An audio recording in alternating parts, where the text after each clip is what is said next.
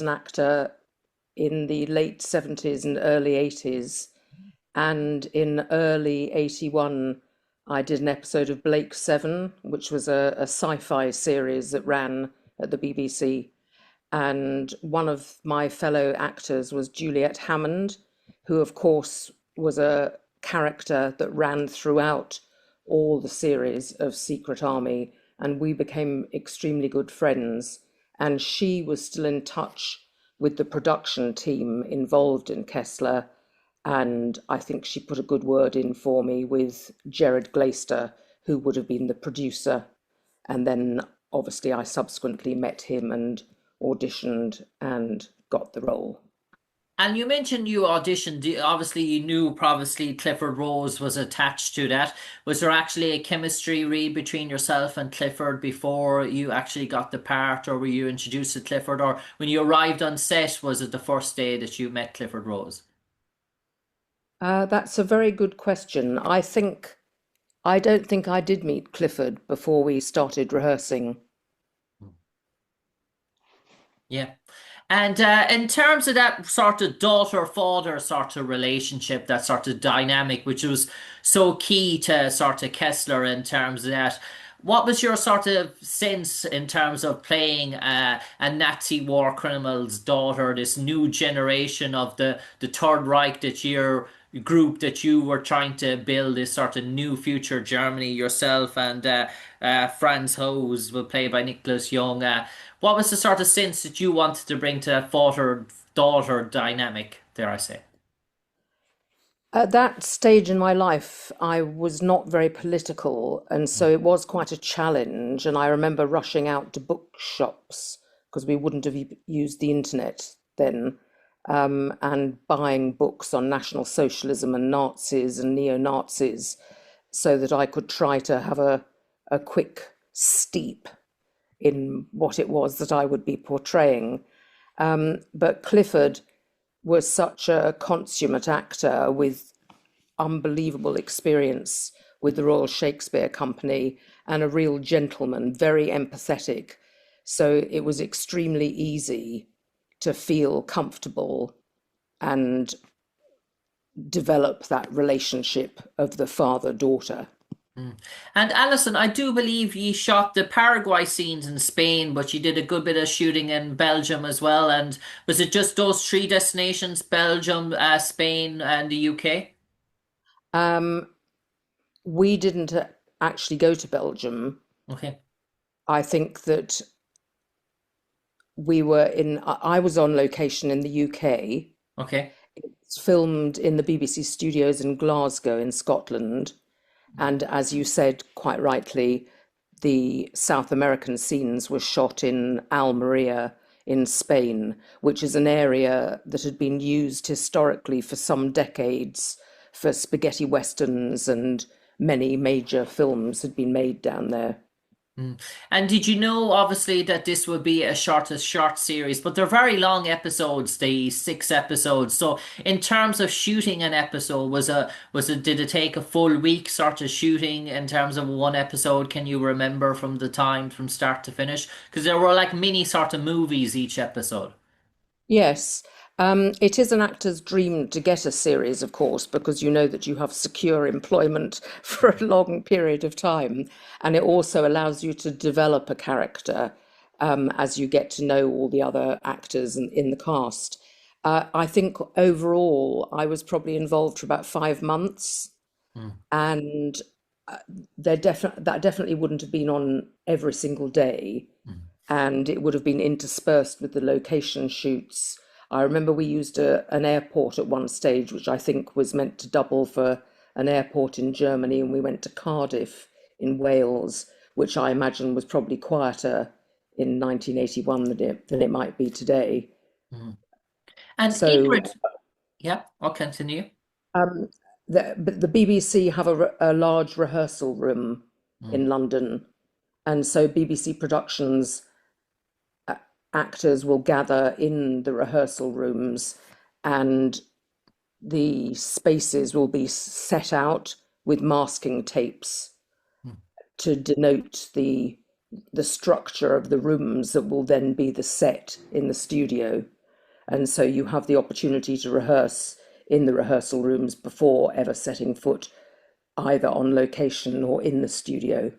Yeah, and we see the Kessler character was all about self-preservation and preserving the status quo, and we always got that sort of feel with Ingrid as well in terms of that she felt she had a bit of superiority in terms of her sort of decency, even the way she treated her on-off sort of relationship with Franz Hose as well. There was a sense that it was, dare I say, it was out of not really out of necessity, but maybe out of, there was no, it was Convenience. Ingrid first, dare I say, that rather than a loving, caring sort of partnership. It was more done out of necessity to making towards an ends, dare I say. It was always, Ingrid always done something, dare I say, with something in mind to achieve a goal. There was nothing ever done, dare I say, that wasn't to get her further up the ladder.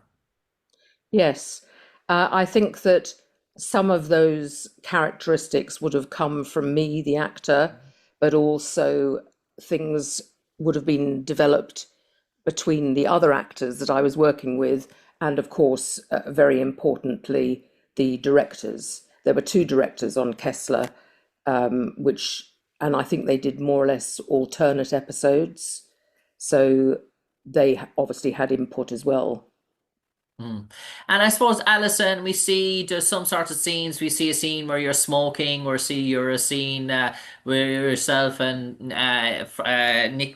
Nicholas Young as well, where there's sort of an intimate sort of scene, and then we're seeing sort of a rootless sort of scene in terms of your view of Mikkel Rack and the sort of the hunt down for that. So there were sort of different sort of elements to this character that you had to portray. There was a great variety to her. She wasn't such a simplistic character. She had different layers.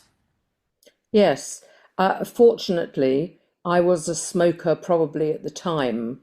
So when I had to smoke in character, that wasn't an issue for me. I think that's something that must be tremendously difficult for non-smokers to have to do that for a role. But obviously, that would be a sign of the times too. That would be less prevalent with dramas these days, wouldn't it? Yeah, yeah, yeah.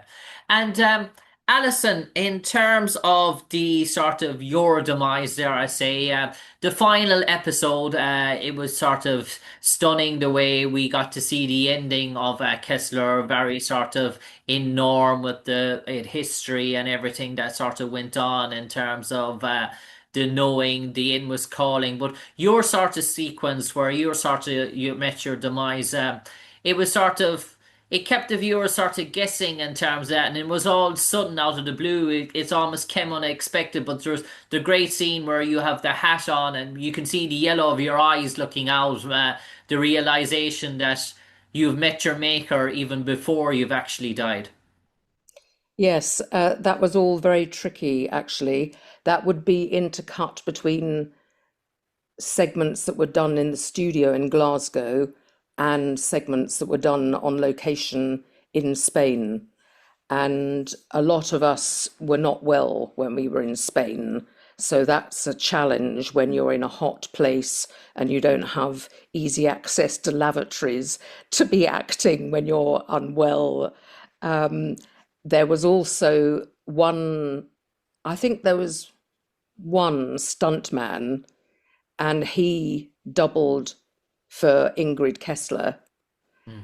And it's actually Gareth Milne that's on a hoist being flung back in his own version of my blue silk crepe de chine outfit with the Okay. hat. So, And at the time, I was, we all think we're invincible as young people, don't we? mm, And so I can remember discussing with the directors, can't I do this stunt? Um, and I think there was possibly even a few bits of muttering about whether that was possible, but I didn't. And I read only recently that I watched an incredible documentary about another mm, stunt double, and he injured himself so badly. This was a stunt person, Mm. doing this very scene in another movie. Mm. And apparently that would have been incredibly dangerous had I done it. Mm. So, in retrospect, I'm very glad that I didn't. Yeah, and we see all about yourself and Franz's relationship when you're lying on that floor and Franz has realized that Ingrid is no more. And said that there's no waiting around, there's no crying. It's like get out of there in terms of quick as a hurry. Obviously, he meets his demise in the stairways as well. But we see you lying on the floor in terms of that and the sort of with friends sort of looking down at you in terms of that. So was that a quick sort of a turnaround? And did you block shoot some of those scenes, or was it all shot in sequence? No, because it would have been done out of sequence because the Okay, studio stuff was okay, done in okay. Glasgow at a completely different time to the stuff that we were doing in Spain. Yeah. But I do remember as an actor thinking that it would be preferable if I died with my eyes open, and Okay. that would have more credibility and be more alarming. And I didn't really understand what I was taking on. It's incredibly hard to do, to Yeah. be utterly unblinking, and it feels like forever. And I can remember my eyes watering, and it's deeply uncomfortable. I can see why people might die with their eyes closed. It's easier. Yeah. And Alison, throughout the years afterwards, did you get to work with some of the cast again, like Alan Doby or Nitsa Saul, or did your paths ever cross again in terms of working on projects? I'd actually already worked with Alan Doby because the previous year I'd done an episode of a TV series. It was a Victorian detective called Crib, and he played the lead character, Crib, and I was in an episode of that. So Alan Doby and I had already worked together. I didn't work again with Clifford Rose, but I did do quite a lot of theatre afterwards, and I worked with Clifford Rose's brother, who was an Okay. actor. And Nitsa went back to Israel, Okay. and in fact, I recently found her on Instagram and sent her a couple of pictures from our Kessler days. And she's still in the business and working as an actor as well. Okay. And Alison, throughout the years, obviously, you would have worked in that project at the time. And when you got to see something over again, does it bring back some memories? Does it bring back some funny stories from your time on sort of set, maybe an interaction? Or when you watch the episodes back, does it bring back memories that have sort of faded or sort of stuff for you? And do you like seeing your work back again? I do find it interesting. I know that some actors prefer not to watch themselves, um, but I'm quite happy to do so. Yes, there were a few incidents during the filming of Kessler. I think towards maybe around about episode 5, Mm. the day before I was to travel to Glasgow to the studio, and episode 5 was quite important for my character, and there were lots of scenes, and that would have included close-ups, which obviously as an actor you always hope to have, Mm. because then you can show off your ability more. But I was stung by a bee on my eyelid, Okay. and I think maybe I wasn't a driver at the time, but I got my boyfriend to drive me straight to a hospital and was given antihistamines and things, but it didn't do the trick. And so initially there was the huge embarrassment of having to sit on a train all the way up to Glasgow, looking as though I'd been very badly beaten and maybe was in an abusive relationship or something. And I can remember that being horrible. And I actually halted filming. Obviously, they have insurance for that kind of thing, but I don't suppose I was very popular with the rest of the cast because my face was so blown up Mm. that they were totally unable to use me. And we just had to wait a couple of days for it to subside. And it didn't fully subside. And so they then had to reblock some of the scenes so that I was only seen from the preferential angle. And of course, I lost close ups, which was disappointing. Yeah.